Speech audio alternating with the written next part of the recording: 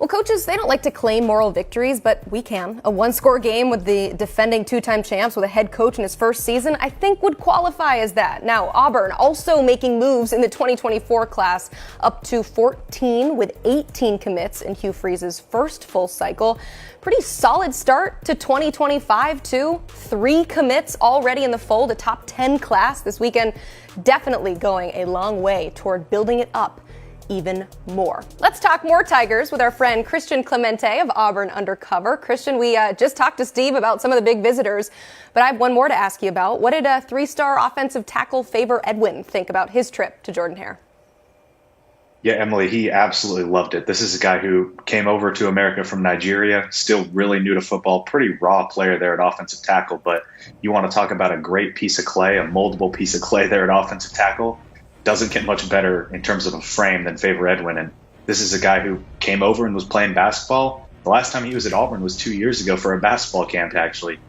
He said, look, a lot of things have changed at Auburn, and he had never taken a football visit. He's like, a lot of things have changed around campus, obviously the new football facility, but he still loves it. He still gets that same really, really good feel. And his official visit, I think, set the tone in his recruitment. I think there's a pretty good chance Auburn is the leader based on everything that he said and the connections he has to Auburn as well. Out of Eagles Landing Christian Academy, Colton Hood, Auburn's true freshman cornerback, is a guy that he is really, really close with from his high school days. Colton played at Eagles Landing Christian. And he said that Colton was a big reason why he actually even started playing football, coming over from basketball. So he leaned on Colton quite a bit this weekend. He feels really good about the plan that Auburn has for him at offensive tackle. Need a little bit of help there, but the development. Hugh Freeze has had Laramie Tunsil in the past at Ole Miss, so he really likes Auburn. I think Auburn is the team to beat right now. There were 2 other notable 2025 recruits on campus this weekend. 5-star wide receiver Ryan Williams, who's committed to Alabama, as well as 4-star quarterback KJ Lacy, who's committed to Texas. Chris, how is Auburn doing with these 2 in-state teammates?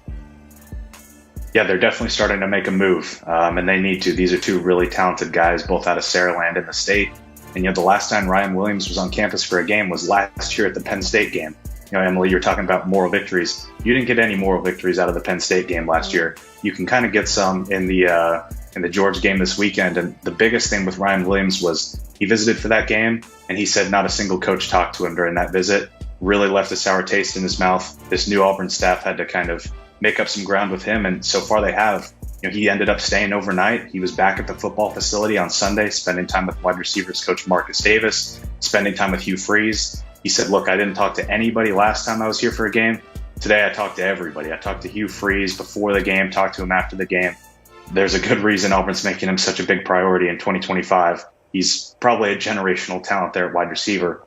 And then in terms of KJ Lacy, Steve talked about Antoine Hill as a 2025 quarterback. KJ Lacy's another one of those guys that Auburn likes quite a bit. Ground to make up because of his commitment to Texas. And, we'll see where things stand.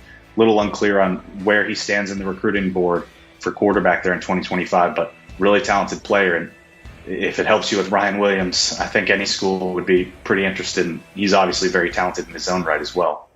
Let's talk about another flip Auburn is working on the other side of the ball. Miami commit 4-star safety Zaquan Patterson. Now, he was also on campus this weekend, but how are you feeling now about the Tigers' chances to potentially flip him?